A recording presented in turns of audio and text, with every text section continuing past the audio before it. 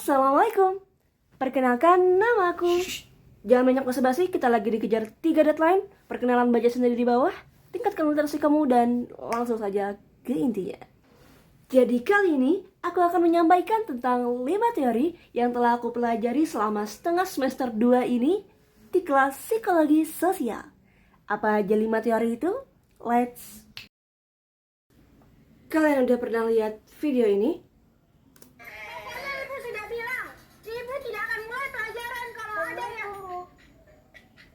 Terlambat.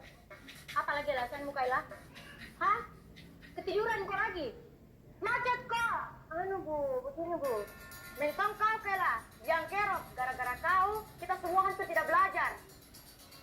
Mentang ini, hukum tahu ya bu?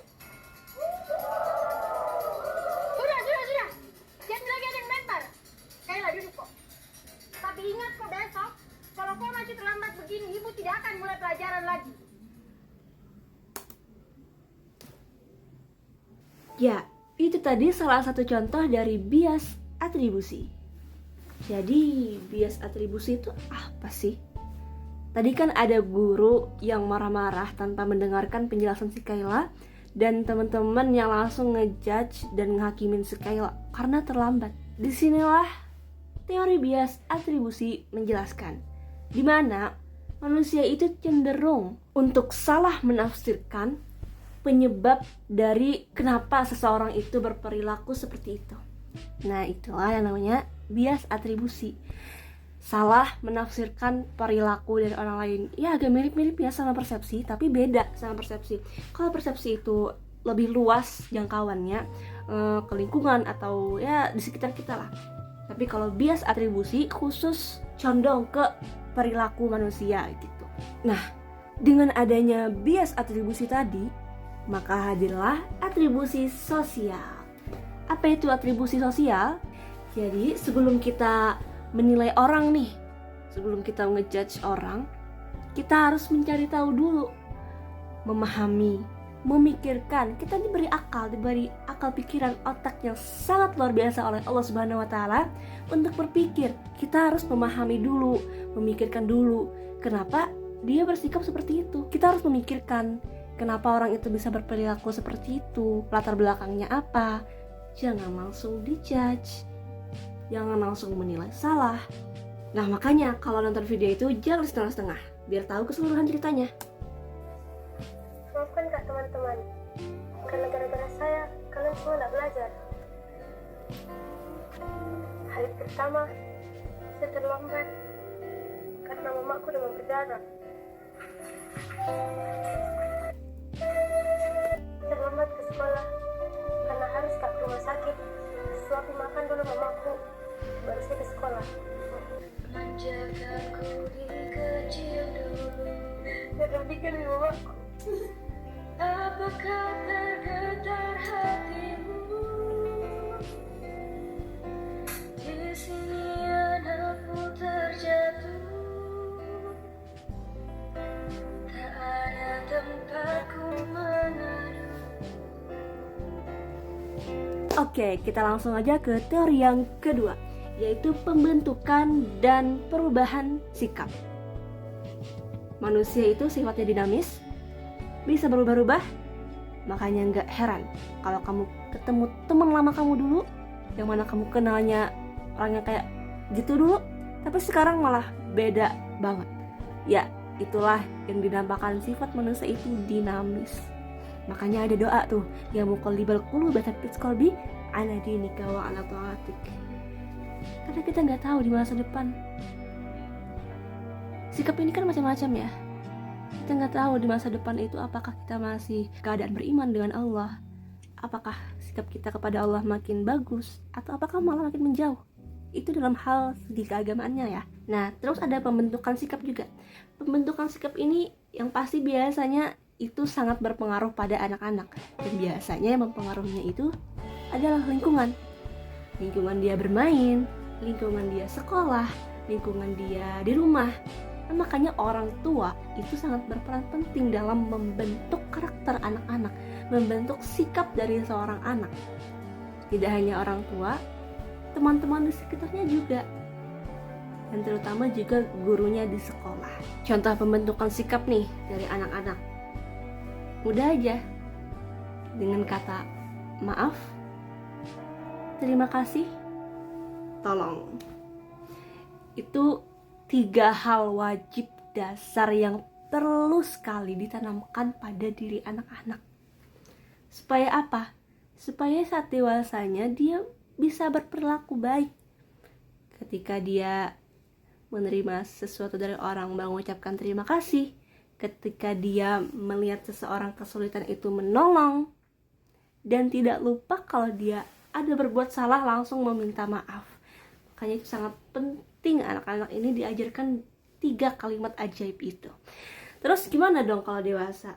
Apakah dia nggak bisa lagi merubah sikapnya? Bisa. Tapi biasanya harus ada pengalaman dulu nih yang membuat dia bisa merubah secara sadar sikapnya itu tadi. Sebenarnya secara tidak sadar juga bisa sih. Bagaimana contohnya nih? Pertama, pembentukan sikap yang secara sadar dulu deh. Dia ini terkena penyakit yang lumayan serius, lumayan berat. Nah, dari dia terkena penyakit itu, maka akhirnya timbullah kesadaran dari dalam diri dia. Jadinya dia lebih suka olahraga, lebih suka makan makanan yang sehat, sayur-sayuran. Demi apa? Demi menjaga kesehatannya tadi. Tapi gimana kalau dengan secara tidak sadar terbentuknya sifat itu tadi saat dewasa? Banyak orang mungkin dulu yang gak terlalu peduli sama urusan politik. Mungkin salah satunya kamu, ya kan?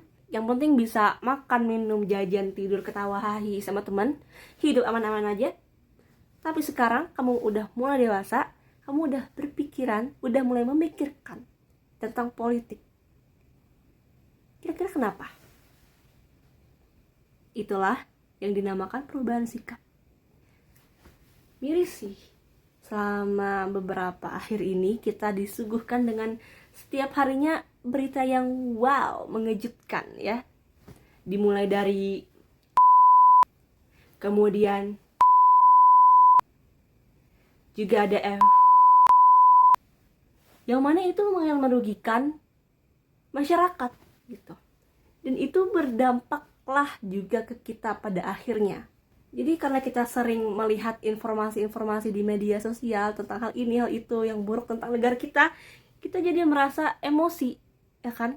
Jadi merasa sedih. Akhirnya tergeraklah pintu hati kita untuk mulai aware sama yang namanya politik. Ya kita doakan saja semoga negara kita Indonesia ini cepat baik kembali.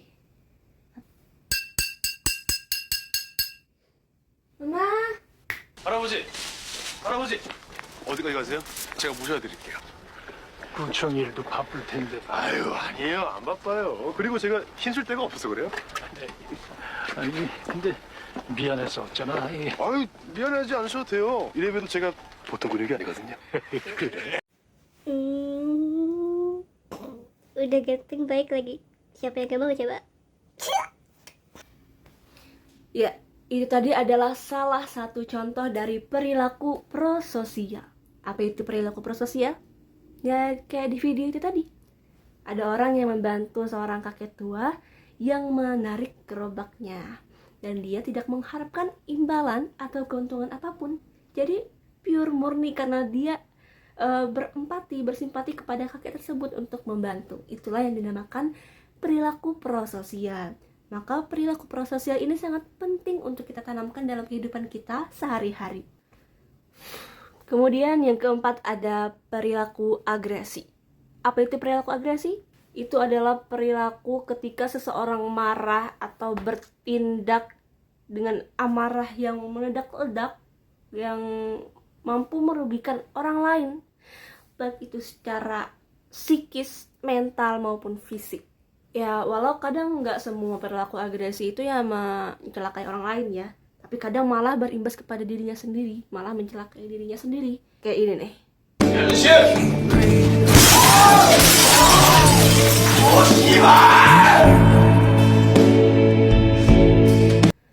Aigo shib. Ya, itu tadi adalah salah satu contoh perilaku agresi. Sangat menyayat hati ya teman-teman ya. Jadi apa sih faktor dari perilaku agresi ini? Pertama, Yang pertama itu bisa karena konflik interpersonal, bisa juga karena frustasi, pokoknya pengaruh dari lingkungan luar lah, itu sangat berpengaruh kepada amarahnya seseorang. Itu biasanya terjadi kayak si yang tadi, si N namanya, itu dia dibully sama temennya sampai dia itu nggak bisa nahan lagi dan marah. Ya emangnya harusnya kayak gitu sih, kalau misalnya dibully itu jangan diem doang, lawan gitu, marah ya gitu. Terus karena faktor biologis juga bisa, gen, hormon, mungkin emaknya suka marah-marah ya kan, itu bisa jadi nurun ke anaknya, suka marah-marah juga gitu.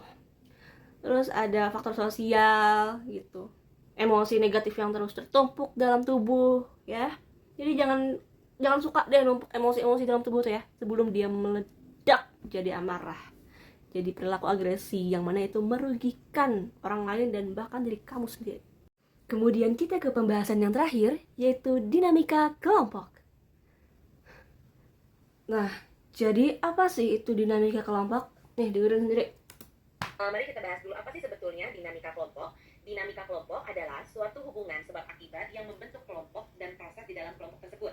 Jadi kalau misalnya kalian berada di ruang kelas, ada satu kelas, kemudian terjadi komunikasi melebihi dari 3 orang, nah di dalamnya itu pasti ada yang namanya satu, tukar pendapat, dua, saling berargumentasi dan lain sebagainya. Nah inilah yang dinamakan sebagai dinamika kelompok, karena ada sebab akibat yang membentuk proses di dalamnya gitu ya. Nah, itu dia ya. Oke, sudah cukup. Bercanda ya, maaf ya. Nanti saya dikurangi nilainya ya, Bu ya. Maaf, enggak ya, Bu. Jadi, apa sih itu dinamika kelompok, teman-teman? Jadi, dinamika kelompok itu adalah interaksi antar anggotanya di dalam kelompok tersebut, seperti komunikasi, bertukar ide, berpendapat, demi mencapai tujuan bersama. Itulah yang dinamakan dinamika kelompok. Ada terjadi interaksi di situ, ada terjadi perilaku konflik di situ di dalam kelompok tersebut. Itulah yang dinamakan dinamika kelompok. Oh ya, tidak hanya terbatas pada anggota di dalam kelompok tersebut, tapi juga interaksi antar kelompok dengan kelompok yang lainnya. Itu juga dapat disebut dengan dinamika kelompok. Salah satu contoh kecilnya aja nih, di dalam suatu circle. Yang satu pengen makan seblak, yang duanya pengen makan bakso. Berdebat tuh dua kubu. Terus gimana? Nah itulah dinamikanya, dinamika kelompok tadi. Mungkin dapat dipahami ya. Semoga dapat bermanfaat dan dapat menambah wawasan kamu. Mohon maaf jika banyak kesalahan dan kekurangan, karena saya masih belajar juga. Karena waktu sudah menunjukkan jam 19.00. Saya pamit undur diri. Terima kasih sudah menonton sampai akhir, dan wassalamualaikum warahmatullahi wabarakatuh.